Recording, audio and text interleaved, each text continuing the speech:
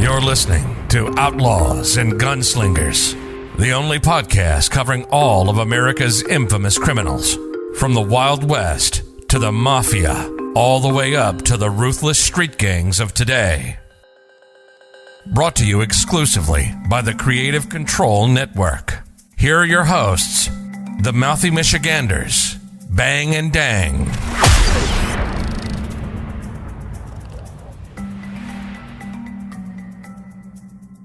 What's up, guys? Welcome back to Outlaws and Gunslingers. We are Bang and Dang, otherwise known as the Mouthy Michiganders, and we got another great episode here for you today. Episode number 6 on the Creative Control Network. And when we started this, we originally had about 20 to 25 episodes on the Wild West. For those of you just tuning in, we are doing kind of re-records of all of our Wild West episodes before we get to the true new episodes where we'll be breaking into Prohibition era and then the Mafia and then gangs, the Hells Angels, every other gang that is out there and lawmen that are trying to take them down. If this is your first time tuning in, what we're going to do here, basically, we scoured the old web and got all the information that we could about whatever we're talking about today. Multiple sources and all that, and make sure everything lined up each story so we can go with it. And then we kind of write out the story from beginning to end. Just think of it as kind of like an audio book with a little bit of commentary in between where we see fit. So sit back, relax, and have a good time, because this one's all about Doc Holliday. Everybody knows Doc Holliday. He's a gambler, the vagabond, the gentleman, the gunfighter. You guys, everybody are. Who's your favorite? Who's your favorite Doc Holliday actor or portrayal? Well, we'll get to that later. But everybody probably knows Doc Holliday from the shootout, OK Corral, and the Tombstone, and all that other good stuff. Right. But as you're about to see, he was a lot more. He's a lot more than just the gunfight at the OK Corral and Tombstone, as you'll find out. Well, he's from English and Scottish ancestry. He was born to Henry Burroughs and Alice Jane Holliday on August 14th, 1851. His father, Henry, served in 3 major wars, which was the Indian War, the Mexican-American War, and the Civil War as a Confederate. Them are all brutal wars. Yeah, lots of fucking... You've seen a lot. Lots of freaking brutalness there. When returning home from the Mexican-American War, he had an orphaned Mexican boy with him named Francisco. Had to. He couldn't leave him there alone. When Major Holliday inherited a piece of land in Valdosta, Georgia. While there, Doc studied Greek, Latin, and French at the Valdosta Institute. Great. His dad became an important man in the community, serving 2 terms as mayor. Oh, shit. Was secretary of the County Agricultural Society and member of the Masonic Lodge. Oh, there's the Masonic. He was also secretary of the Confederate Veterans Camp and the superintendent of local elections. His daddy wore many hats. His daddy was an important man in the old society, which he had to have been ashamed by Doc from the. Well, I don't know, ashamed though. We'll see. We'll find out. We'll see. How old was this? This is when Doc was young, right? Obviously. Right. September 16th, 1866. Doc was just 15 years old. His mommy died of tuberculosis. Oh, no, at just 15? Yeah, that sucks. Tuberculosis is like a big... Yeah. So preventable. I don't know. TB is pretty dangerous to get nowadays, too. If you don't have the shot. Right. Doc's dad would remarry only 3 months later. Damn. To a Miss Rachel Martin. Wow. 3 months later. 3 months later. Can you believe that? I mean, I guess back then... she was probably a grieving friend or something that came around. Hey man, all the back time. in the 1800s, months were like years. So think of it as 3 years. I think she was one of the ones that came around, make sure the family was good, the kids were good every day, make sure the husband had dinner. Well, the widow had dinner and all that, and then it just happened after 3 months. The widower. Yeah, the widower. Right. I mean, it happens, right? In 1870, when Doc was 19, he enrolled into the Pennsylvania College of Dentistry. There it is. Dentistry. A college his cousin founded. Okay, that's fantastic. So did he get there because of his cousin? He just came in. Doc graduated on the 1st of March in 1872 at the age of 20. So he graduated in 2 years. Good for him. It only takes 2 years to be a dentist. But because the requirements to get your dental license was 21. Oh. He had to wait 6 months. After you graduated, he had to wait 6 months to even get his license. Right, so he couldn't work or nothing. He moved to St. Louis, Missouri to work as an assistant for a classmate named, you guessed it, A. Jameson Futches Jr. A. Jameson Futches Jr. That's fantastic. AJFJ. Right. About 4 months later, he moved to Atlanta and joined Arthur C. Ford's dental practice. It was advertised in local papers that Doc was substitute for Ford while he was attending dental meetings. So he was like a substitute doc who was on call. Right. He probably helped with. He was there. He probably helped with the fucking shots in the gums and right. the freaking shots in the gums and all that good stuff. He made his he had to get known to the other patients and shit. Right. So now they feel comfortable. Well, Doc was known to be hot-tempered, though. In one incident in 1873, Doc went to a swimming hole that he and some friends cleared out to use. Right. This was in 1873. This is already after he's practicing dentistry at Arthur C. Ford's. Right. So he went out there, and him and some friends went to a swimming hole. When they got there, they saw that there were a group of African-American boys swimming. Oh, no. Susan McKee Thomas, who was the daughter of Doc's uncle, said that he told her that they rode in on the Negroes swimming in part of the Withlacoochee River they had cleared. The presence of the Negroes enraged Doc, and he drew his pistol and shot over their heads to scare them off. Well, in a profile of Doc written by Bat Masterson in 1907, he said that Holliday pointed a double-barreled shotgun at them, and when they exited the hole, he shot and killed 2 of them. This is disputed by Holliday's family, though. Researchers also could find no evidence of this either. So Bat Masterson is clearly embellishing a little bit of his story there, saying that he killed 2 of them, when in reality he probably shot in the air to scare him. I mean, we'll give him that. He probably shot in the air to scare him off, to get the fuck. He said, "Hey, get the fuck out of my fishing hole or my swimming hole." And then they ran, and then fucking that was it. But then Bat Masterson says, "No, he killed him." Right. Nah, I doubt it. Either or. Something happened. He didn't like the black people, huh? I guess not. And you said researchers found no evidence of that either? Researchers found no evidence of him killing 2 people at the swim hole. So, like I just said, Bat Masterson's story is a bunch of made up balagna. Did we do Bat Masterson already? We didn't. Masterson? Yeah, I mean, he did write the life stories of Wyatt and Doc, but Bat Masterson, he was the fucking sheriff of Dodge City and all that good stuff. I mean, we can.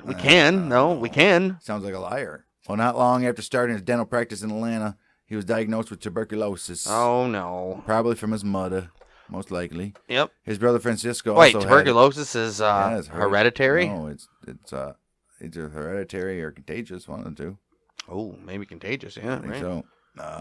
His brother Francisco also had it and died from it. Oh, no. But Francisco wasn't his real brother. After consulting a few physicians, they told him he only had a short time to live and moving to a drier climate would help him live longer with the lungs. Right. In October of you got to breathe that dry air, not that you can't get that moist air. No, you don't want to do anything like that. In October of 1873, he packed up his shit and he headed down to Dallas, Texas. Dallas, Texas. Woo! You know Dallas, Texas. It was the last big city before the unknown frontier. Anything past Dallas was like, what's going on over here? We don't know. It's unknown. We don't know what's going to happen here. 1873. What's going to happen when we pass Dallas, Daddy? I have no idea. We don't baby. know. That's unknown. Right.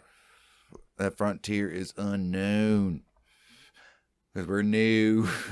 We're new. That's what you shout. Whenever you get into that unknown frontier, you just shout, "I'm new. I don't know what to do." True.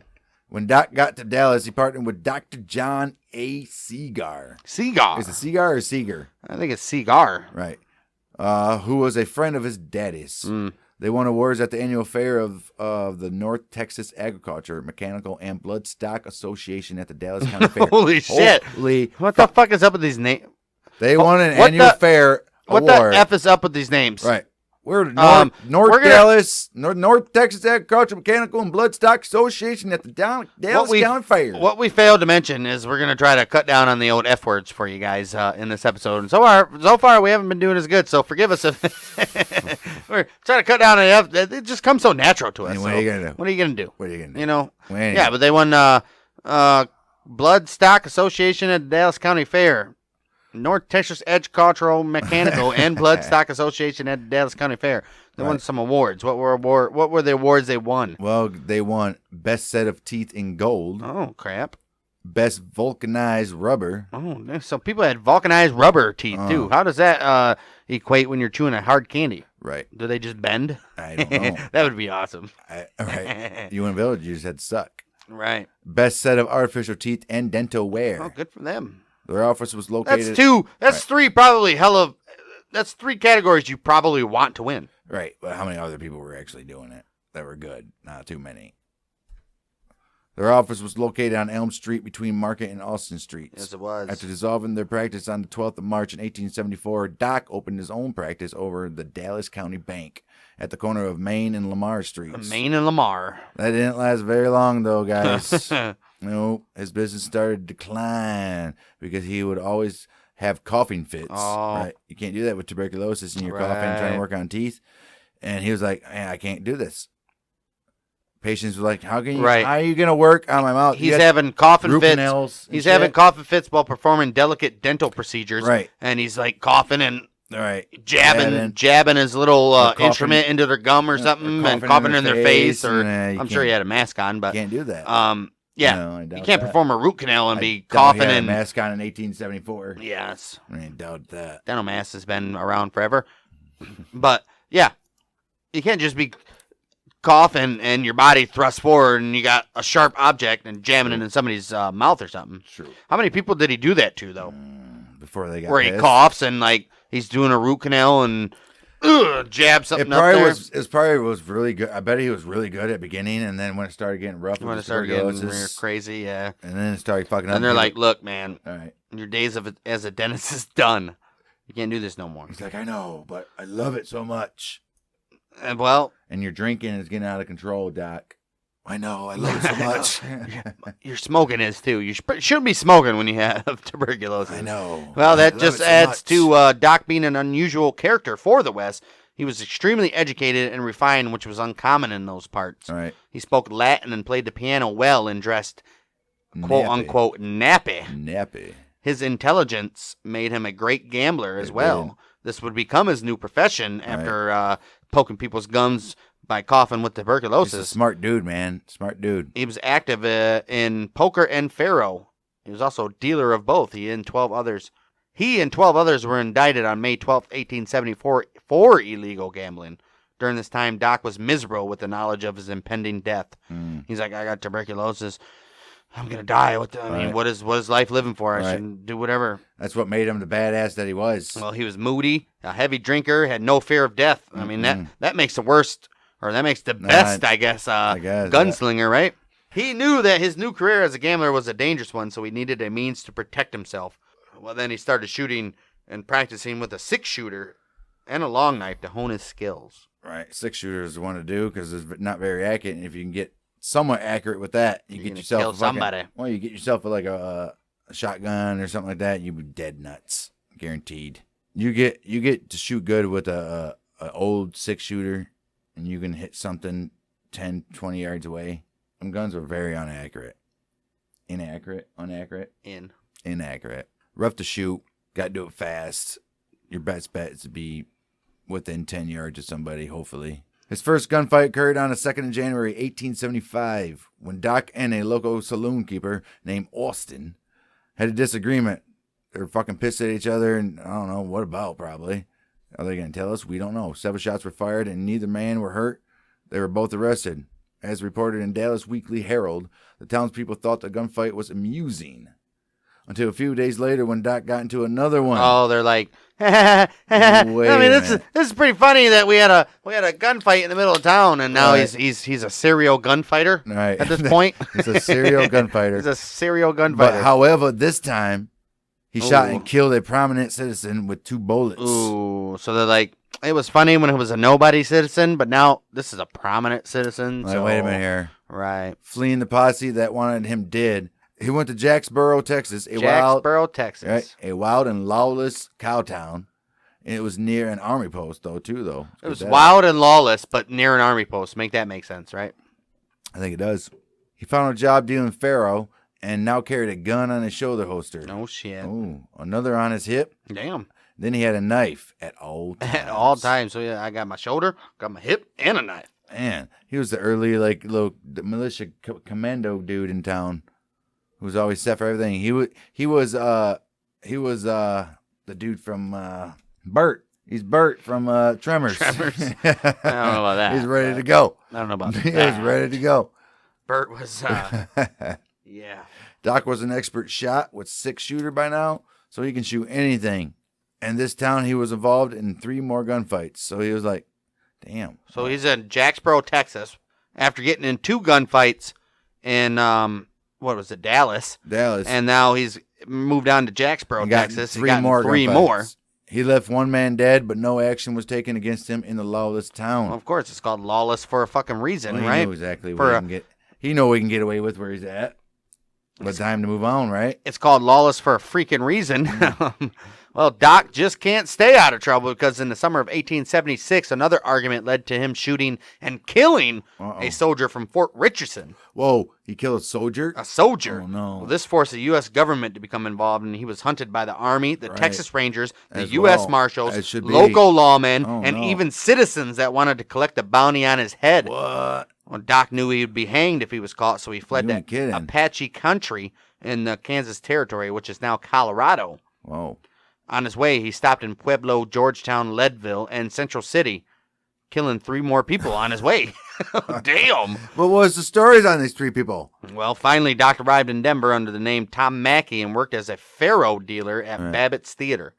It was here that he got into a fight with Bud Ryan, who was a known gambler in the area.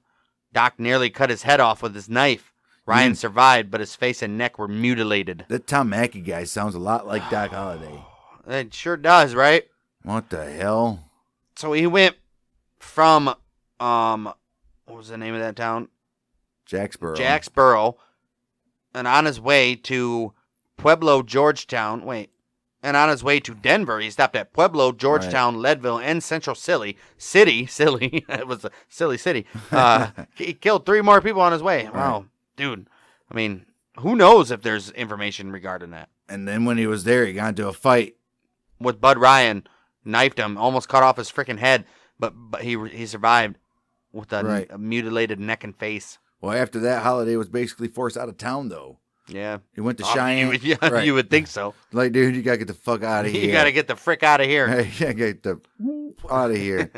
And went to Cheyenne, Wyoming, and found work as a dealer for Babbitt's partner, Thomas Miller. Yep. He was like, "You're Babbitt's partner?" He's like, "I am." He swears your word. He swears your name, or how they say that. He vouches or some shit. Either or, yeah. Right. He was like, "I give you a job at the Bella Union Saloon." And Doc Holliday was like, "That's fine." In the fall of 1876, Miller moved Bella Union to Deadwood. Oh, no. And Holliday was like, "I'm going to go with you." I'll go with you to Deadwood. He's like, "You better, because you're my best guy." You're my best guy. You bring me that money.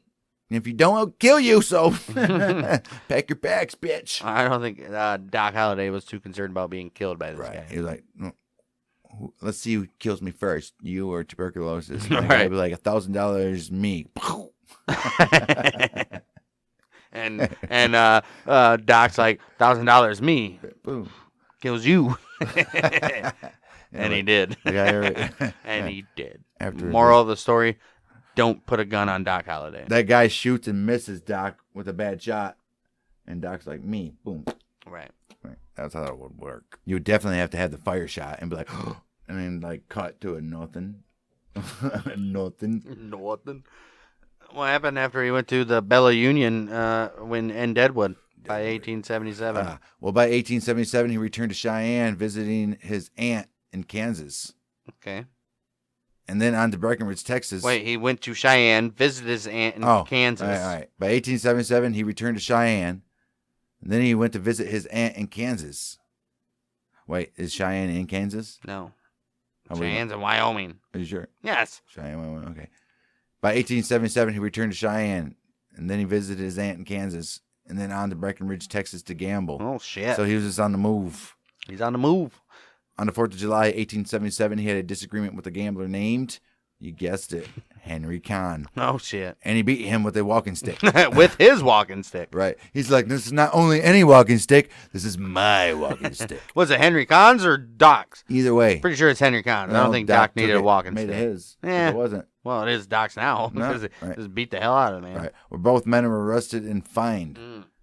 Kahn wasn't done, though. Later that day, The later the day became, the more pissed he became. Kane wasn't done, though. What? And later that day... Khan, not Kane. Khan wasn't done, though. And later that day, he shot and seriously wounded Holliday. Oh, no. Oh, shit. On the 7th of July, the Dallas Weekly Herald incorrectly reported that Holliday had been moited. Oh, no. Imagine the rejoicing that happened in that town. Doc Holliday gone, dancing in the street. Right. Shit.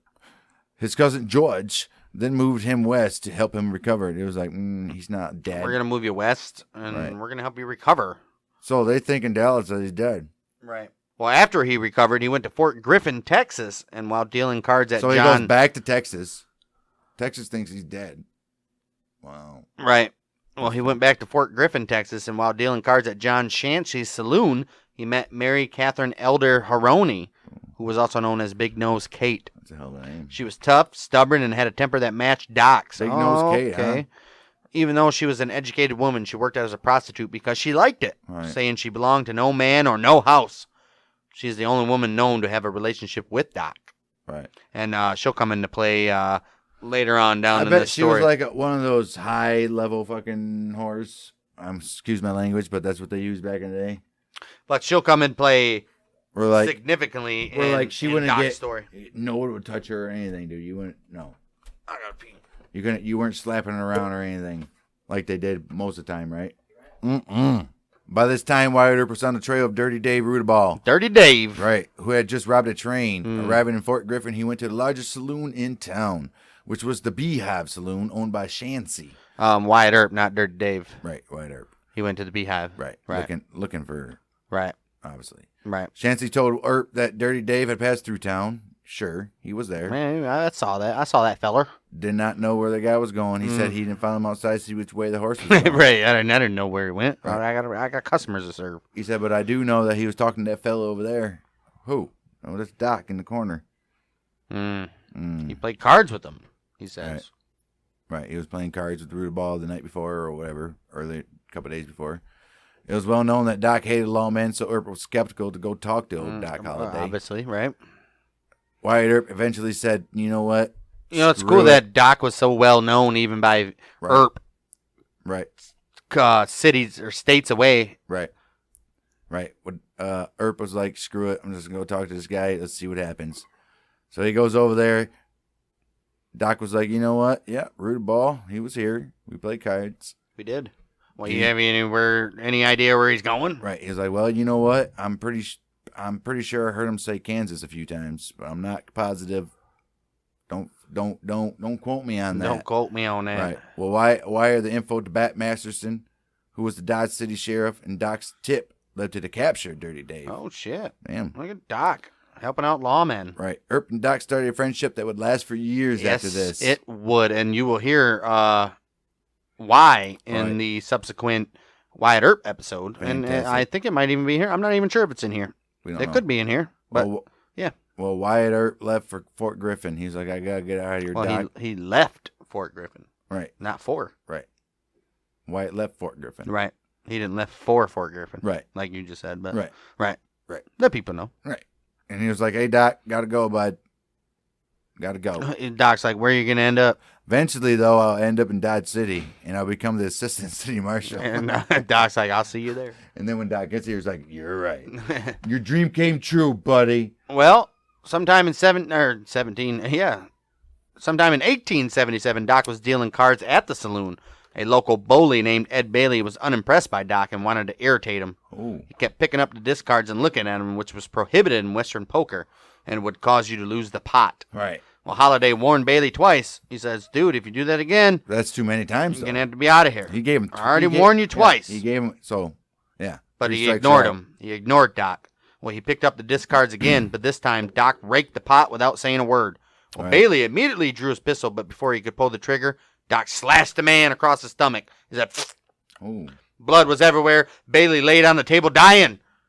Doc didn't run because his actions were in self-defense, which everybody that around them saw, but he was still arrested and put in a hotel room as the town didn't have a jail. Yeah, you had to. Well, a vigilante group formed to get revenge on Doc. Said, you can't just do that to one of our local guys. Right. Well, knowing that the mob would overtake the lawmen, Big Nose Kate set fire to an old shed. Oh, no. The fire threatened to engulf the whole town, so the mob turned their attention to putting it out. All right. While everyone was distracted, Kate went up to the lone guard with 2 pistols and got Doc out of there, and the 2 got the hell out of town. Right? They just fucking boogie down the horses and roll it. Dang, so she went up to the guards with 2 pistols, pointing at his face, like, you let him out of there right now. That's one bad mamma jamma right there. Look at that, dude. She caused a whole distraction. It's literally out of a movie. Right. Caused a whole distraction and got her man out of jail. And they said, going out of town in their horses. They're oh, wow. That's a woman right there. That's a woman right there. A woman in the 1800s doing that, man? No, that was unheard of. Right. Fantastic. They hid out for the night and then stole horses the next morning and headed for Dodge City. He said, I heard this guy named Wyatt Earp. He was in Dodge City. Why don't we go there? And if he's good people, Dodge City's good people. Right. They registered at Cox's boarding house as Dr. and Mrs. J.H. Holliday. Okay. Grateful for what Kate did for him, he wanted to make her so happy. So happy. That he gave up gambling and went back to being a dentist. He's like, I ain't going to gamble no more, baby. I'll fix people's teeth and cough on them. Right. She's like, all right. He's like, let's just start over, honey. We're just start over. Just get rid of all that old stuff. I'm going to go back to doing what I do best. I love teeth. I can keep my coughing under control. I can. I can. Baby? I swear, baby. You sure? Right. I don't know. He's like, I'll put this ad in the newspaper. Right. She's like, what's it going to say? Well, he goes, this was exactly what it's going to say, and I'm going to run this in next week's newspaper. Well, Doc Holliday did run that in next week's newspaper, and this is what it says. Dentistry. John H. Holliday, dentist, very respectfully offers his professional services to the citizens of Dodge City and surrounding county during the summer. So in the wintertime, he's like, nah, I ain't coming during the winter. I ain't coming during the winter. Your teeth hurt? I wouldn't recommend it. Emergencies only. Right. Office at room number 24, Dodge House. Where satisfaction is not given, money will be refunded. Oh, look at him, the noble guy, right? Right. You don't like my services, I will refund you your money. That's a good ad. Right. Back in the day. I'm sure lots of people went there too. Right. Well, Kate promised to give up being a whore.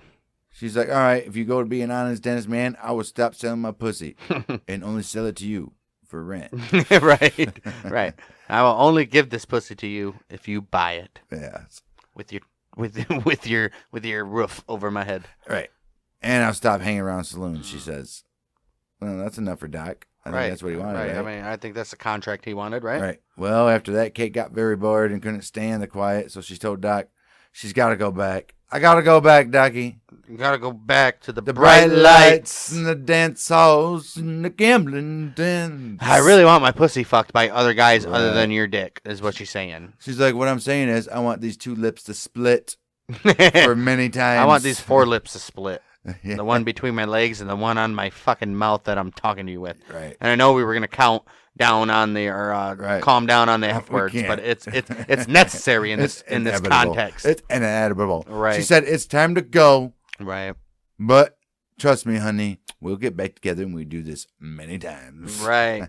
Split, and then they get back together. Split. You guys all know those couples. Always breaking up and getting back together. You just want to slap the shit out of them. Right. Doc went back to gambling and dealing cards at the Long Branch Saloon. Doc kept to the law while in Dodge City. Obviously, his friends there. Right. Then a number of Texas cowboys arrived with a herd of cattle ready to let loose after many weeks on the trail. Well, this group was led. He was in not just because his buddies were there. He was in a well-organized town where, right. And this is the story I was just telling you about earlier. Why Earp will be a longtime friend of Doc. Right. After those Texas cowboys arrived in town, they were ready to cut loose. The group was led by Ed Morrison. Break loose! The group was led by Ed Morrison, who Earp humiliated in Wichita a few months ago, and a man named Toby Driscoll.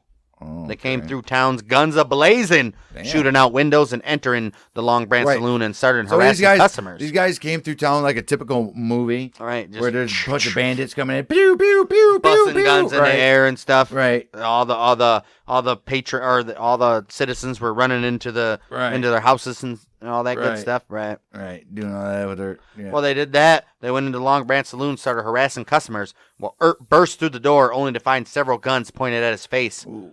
Obviously. Well, Morrison stepped forward and said, "Pray and jerk your gun. Your time has come, Earp." Well, then a voice behind Morrison. They knew it was Earp? Wow. Obviously. The voice behind Morrison said, "No, friend. You draw or throw your hands up. Doc had a revolver to Morrison's temple. Oh. He was playing cards in the back and heard the commotion.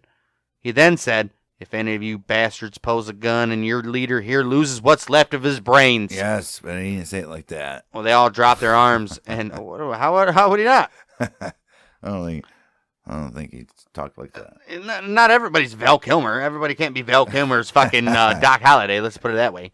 Right. But, they all dropped their arms, and Earp busted Morrison over the head with his gun. He then took Morrison and Driscoll to jail.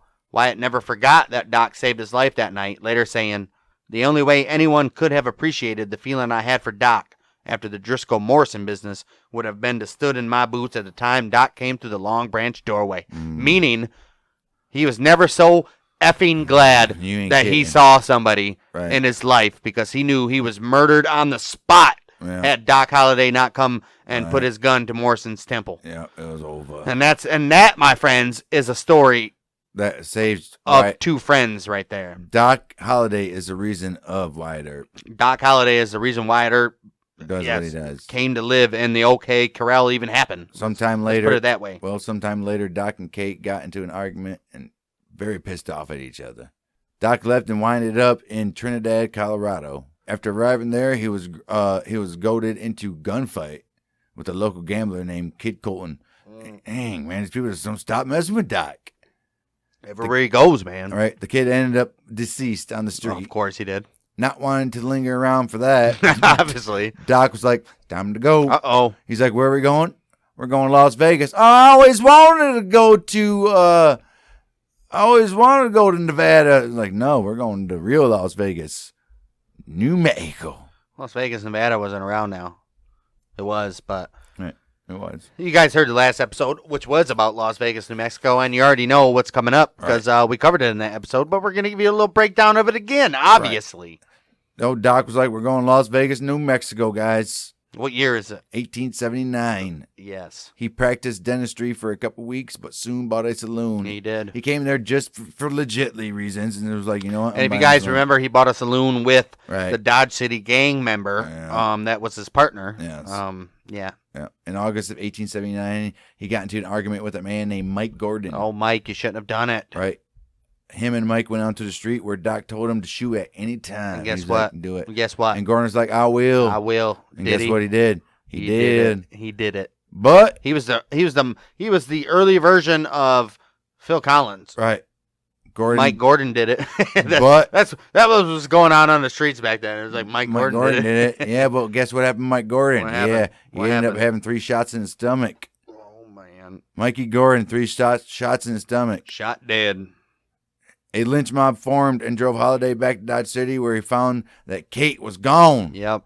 And that Wyatt had went to Tombstone to strike it rich. He did. He's like, Katie's gone. These motherfuckers are coming to get me. I'm sorry. My only friend. These mother truckers are coming to get me. My only friend is gone. That I actually went here for. I didn't go here for Kate. I went here for Earp. And guess what? He gone. So Wyatt was like, you know what? There's nothing left here in Dodge City for me. I'm going to Tombstone. And by God, I hope my buddy is there. Well, guess what? Unknowns to him, Kate was also on the way to Tombstone. So it's working out for him. The two ran into each other in Prescott, Arizona. Nice. Kate was happy to keep Doc company because at this time he was pocketing $40,000 in winning from gambling. It's a lot of money in the 1870s, folks. $40,000 in winnings. Right. It's a lot of money. Doc was rich. Doc was rich. By early 1880, they arrived in Tombstone finally. There, he not only ran into Wyatt, but his brothers James, Virgil, and Morgan. James was a faro dealer at a saloon, of course, while Virgil was the deputy marshal. Damn right he was. He appointed Wyatt the city marshal and Morgan as an officer. Right. And we'll hear about more of that, obviously, like we already said in the Wyatt Earp episodes. Yeah, I said episodes. There's going to be more than one on that guy. How many? Not 1, not 2, not 3, but 4. The Clanton gang hated that the Earps were there and let it be known they were not wanted. Well, Holliday was a welcome addition to the fight against the quote-unquote cowboys. Kate ended up running a boarding house in Globe, Arizona, about 170 miles away, although she would stay with Doc while she was in town. Nice. So that worked out. So he still had his piece of pussy there, right? Right. And he did what he needed to do there. Right. Well, on the 15th of March in 1881, 4 men robbed a stagecoach and killed the driver and passenger. We sure did. This story right here that you're about to hear is going to come up in multiple episodes, actually. Right. So earlier, but this is the first one you're hearing. Right. Earlier, Kate and Doc got into an argument, and he kicked her out. Mm-hmm. Sheriff Behan and Milt Joyce saw an opportunity. Sheriff Behan, you fucking asshole. Behan. Sheriff Behan. I'm not talking about you, I'm talking about Sheriff Behan, the person. What an asshole. Behan. What an asshole. Behan. It's Behan. Behan. Sheriff Behan and Milt Joyce saw an opportunity to blame Doc and found Kate still drunk and talking shit about Doc. She was.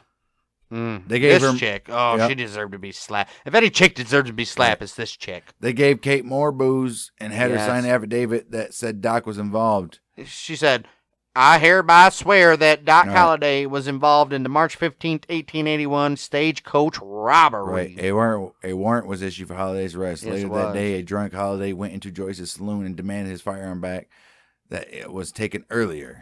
And this all makes sense more when we get to the Doc was all hammered. He was like, fuck that. I didn't do nothing wrong. I'm going back and get my shit. Right. Joyce refused and threw him out. She said, you get out. But Doc came back with the revolver and started shooting. Oh, damn. He said, you give me my damn guns. Right. Joyce pulled out a pistol and Doc shot him in the hand. Joyce's bartender grabbed a gun, but Doc shot him in the foot. Oh. Joyce then picked up shot him in the toe. Right. Joyce then picked up his pistol and pistol whipped Doc, knocking him out. Oh, damn. Oh, man. Well, Doc Holliday was arrested and found guilty and fined $20. $20? That's a lot for of money. For assault, plus $11.25 for court costs. Damn. Not only are you charged $31.25. Right. By this time, the Earps were looking for people who could give Doc an alibi to prove he wasn't the one that robbed the stage. Kate sobered up and realized what she did. She's like, oh, shit. No, I didn't know. I love this guy. Why did I? Doc is an innocent man. Why did I do this? And then she ran down to the police department and was like, I retract my statement earlier. I know. He wasn't there. I was drunk. Yeah. The charges were thrown out on Doc. And then Doc gave Kate some money. And like, you need to go on this coach out of town. He's like, you gotta go. You gotta go. She's like, no, I did this for us to be together. He's like, I know. I know. But you gotta leave on a stagecoach out of town. I'll explain later. In the summer of 1881, the tensions between the Clantons and the Earps were increasing. No. On October 25th, Ike Clanton spent the day getting drunk and telling everyone he was going to send Wyatt to Boot Hill, which was a cemetery. Right.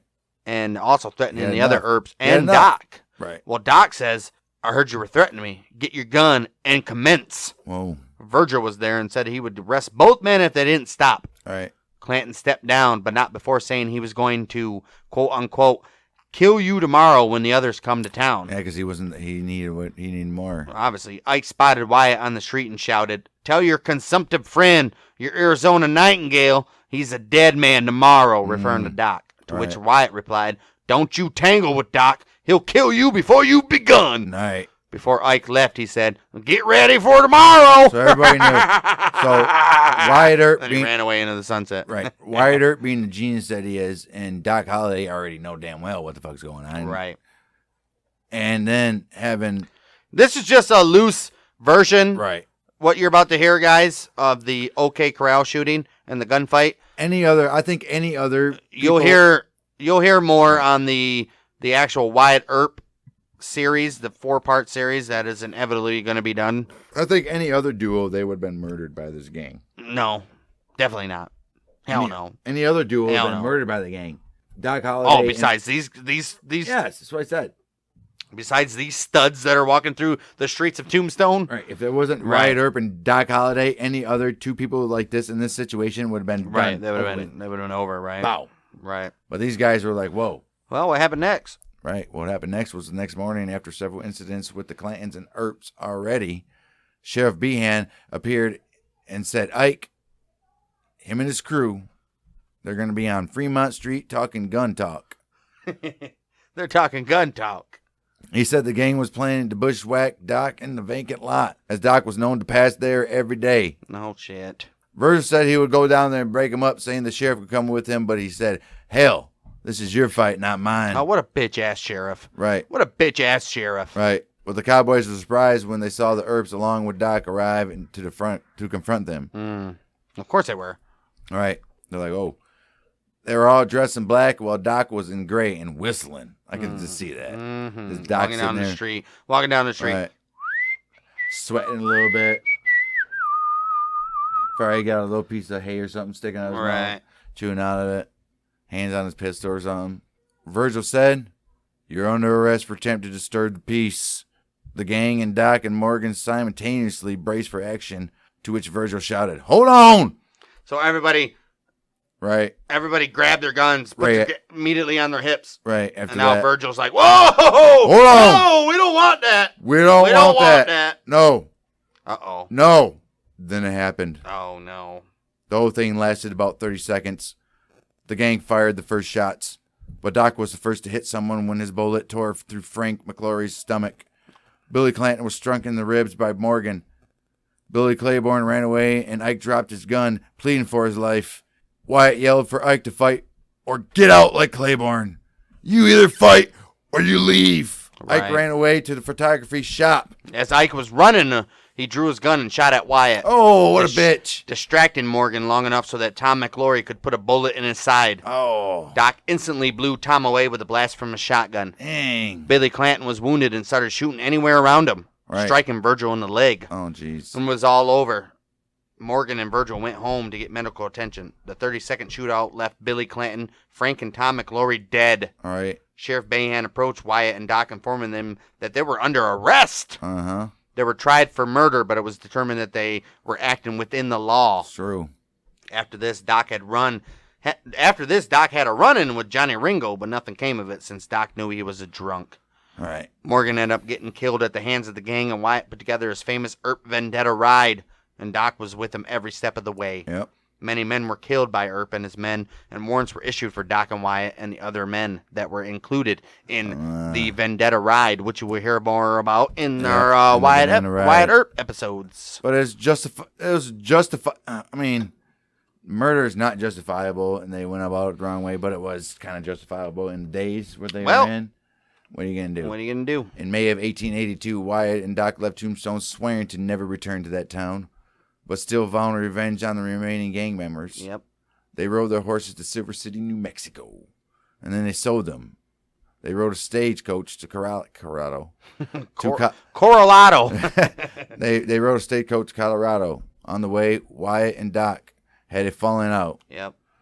And after Doc said Earp was becoming a Jew boy, Doc's like, right, you're becoming a real Jew boy. Right. And Wyatt's like, what? Because why? Why? Well, you're staying with that Jewish man, and he touched mezuzah when he entered the house. Yeah. Right. Yeah. Touched the mezuzah when he entered the house. Right.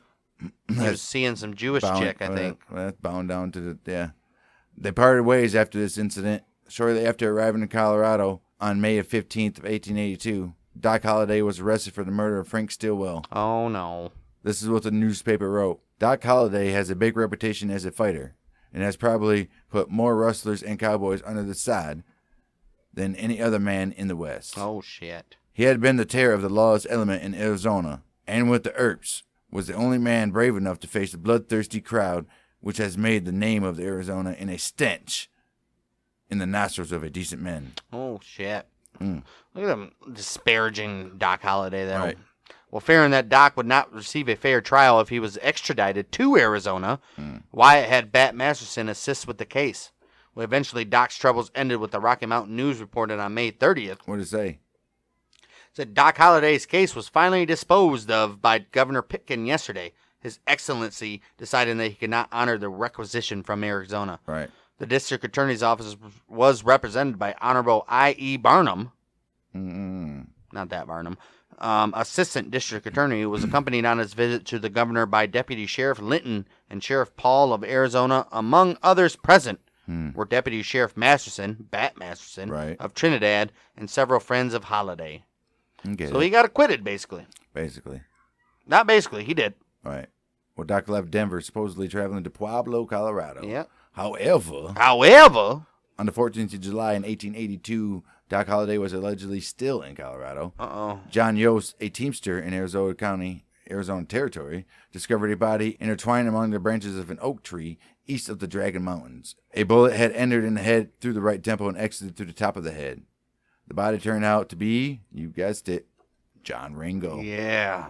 Sworn enemy of Doc Holliday. Though Bat Masterson, Warren Earp, and some newspaper friends attempting to create an alibi claimed that Doc had never left Colorado. So these guys were like, it couldn't be Doc. He never left. He was always in Colorado, right? Right. Well, the truth was Wyatt Earp and Doc Holliday had returned to Arizona. While they were there, they met up with some of their friends, Fred Dodge, Oregon Smith, Johnny Green, John Meager, and some say that Lou Cooley was there. Ringo had been spotted by the group. After that, he was found dead. That was all I seen around him. I didn't know anybody else. A more descriptive and conclusion to that little tidbit we just said will be found again. Right. I got to go back to. It'll be found in the Wyatt Earp 4-part series we'll be doing. Right. This is a lot. With that being said, Doc then headed to Leadville, where he led a quiet and uneventful life until the afternoon of August 19th, 1884. Around 5 p.m., Doc was in Hyman's saloon, and as Billy Allen entered, Doc, having known Allen was looking for trouble, leveled his pistol, sailing a bullet over Allen's head, barely missing him. Allen turned, intending to flee, but tripped over the threshold, and pitching forward, landed on his hands and knees. Reaching over the tobacco counter, Doc fired again, hitting Allen in the right arm. Holliday would have shot him again, but the bartender rushed up from behind and clamped down on his gun hand. In a news report only days later, the Leadville Daily Democrat, August 26, 1884, stated, in part, the following. The public sentiment, which has nothing to do with the law, is largely in favor of Holliday. The manlier class of the community not only appreciate this, but have little criticism to make as to his actions and connections with his trouble with Allen. So they're like, it was warranted. Hey, we know this fucking Allen guy, and he's been an asshole in this community for a long time, and Doc did everybody a favor by firing a shot into his arm, damn it. Holliday faced a long legal process after that. Long legal processes. Long. His popularity notwithstanding, but on March 28, 1885, a jury found him not guilty of shooting or attempted murder on this fella. Okay. The courthouse in Leadville today still shows the rest of the infamous gunfighter and gambler Doc Holliday in its jail records. Well, obviously, why would you not? Right. There was one more flurry of activity during the last week of October in 1885, though, when word on the street told of more gunplay. Ooh. But Leadville police kept a strict watch out for concealed weapons, and no violence came to pass. They're like, it was just a hoax, guys. Right. Calm down. Everything's going to be fine. By the winter of 1885, Doc Holliday, fearing a bout of pneumonia in the city, in the clouds. He's like, I'm in this city, up here in the clouds. In the clouds. He's like, we need to migrate to Denver, which is higher in the clouds, because Denver is a mile-high city. What the fuck? But drier air. Right. Holliday, fearing about pneumonia in the city, in the clouds, migrated to Denver. Though he did not improve in Denver, he was able to see his old friend, Wyatt Earp. In the late winter of 1886, where they met in the lobby of the Windsor Hotel. Sadie Marcus described the skeletal Holliday as having a continuous cough and standing on unsteady legs. Damn, that's sad. He looked frail. He looked weak. Frail. Probably fucking cheekbones sticking out of his face. And, Right. Holliday's health continued to deteriorate.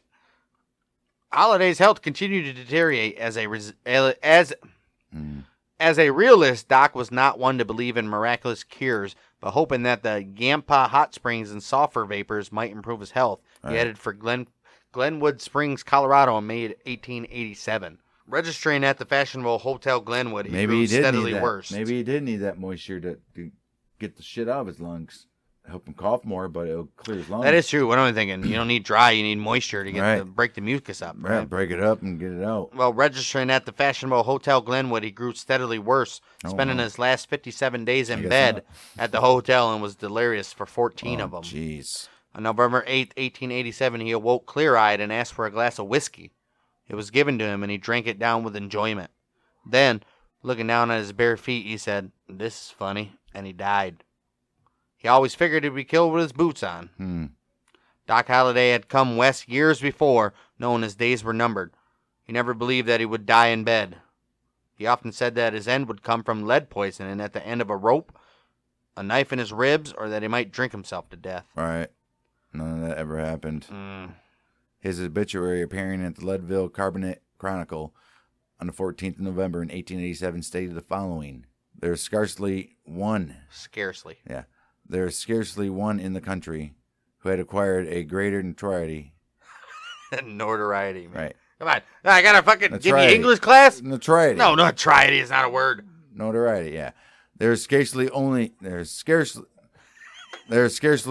the country.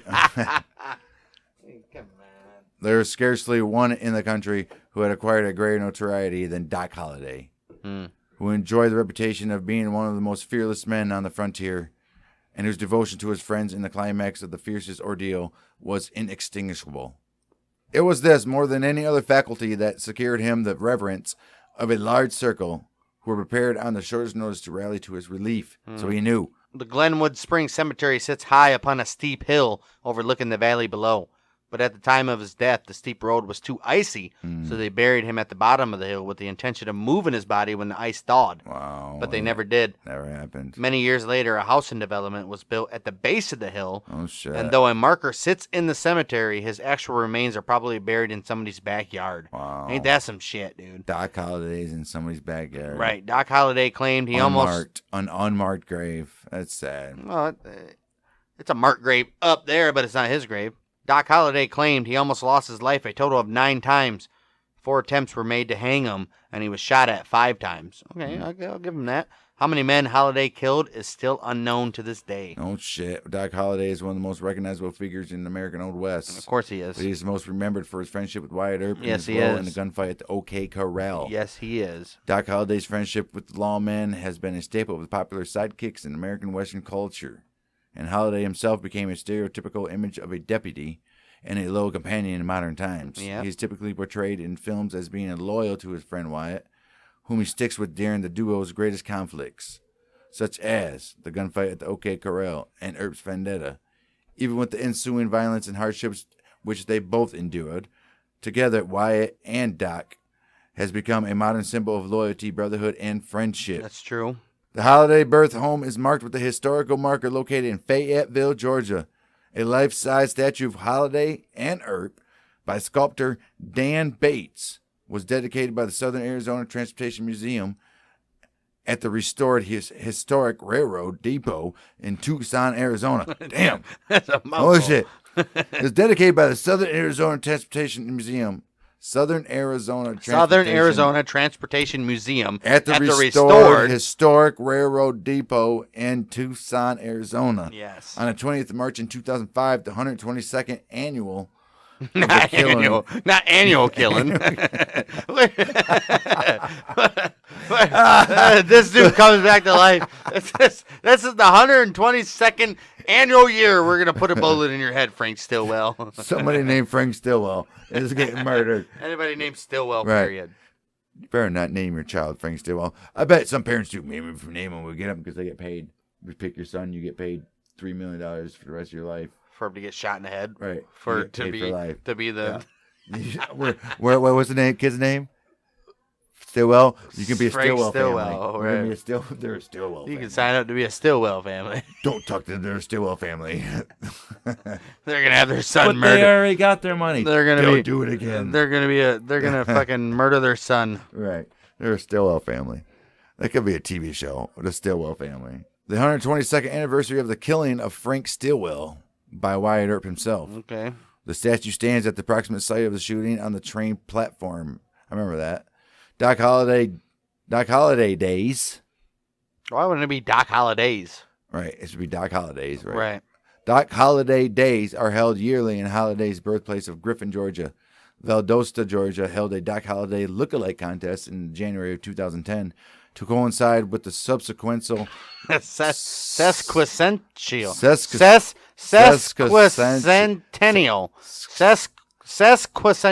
Sesquicentennial. All right, celebration. One of those. Right. Well, Tombstone also holds an annual Doc Holidays. Okay, there we go. There we go. Which started in 2017 and celebrate the gunfighter / dentist right. on the second week of August every year.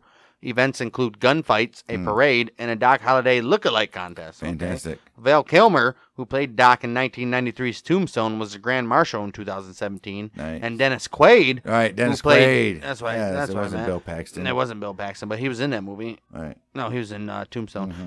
Dennis Quaid, who played Doc in 1994's Wyatt Earp, was the Grand Marshal in 2018. Mm-hmm.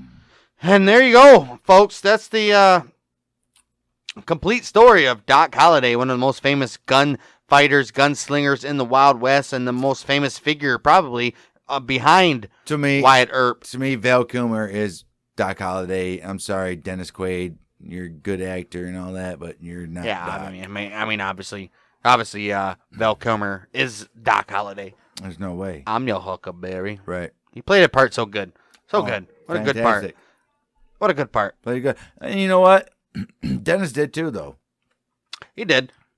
It's a good movie. Yeah, what are you going to do? Wyatt Earp was a good movie. You'll hear more about the OK Corral and the Earp's Vendetta ride and a lot of the stuff that actually involves Doc in our Wyatt Earp series, like we just said 100 times in this episode. A million times. At least a 4-part Wyatt Earp, not a series, but within this series, 4-part episodes, I guess, whatever you want to say. You'll hear more about all that in more detail when we get there. For now, this is Doc Holliday, Outlaws and Gunslingers. Doc Holliday, one of the most feared gunmen in the Wild West history. Feared. If you guys haven't already, go follow us on Instagram. Just check out Outlaws and Gunslingers. Outlaws and Gunslingers on Instagram, at OGMM Podcast on Twitter.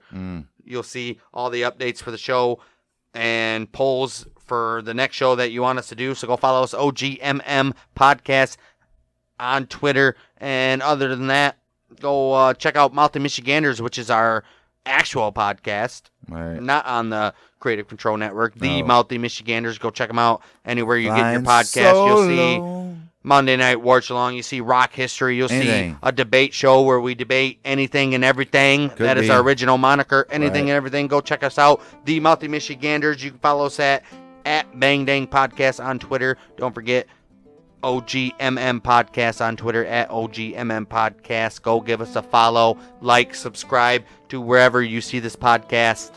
And we'll be back next week for whatever you guys vote on. If you guys are going to follow us and vote on, you'll be able to be in that that voting pool. So we'll see you next week for voting pool. Outlaws and Gunslingers. This is the Mouthy Michiganders with Bang Dang.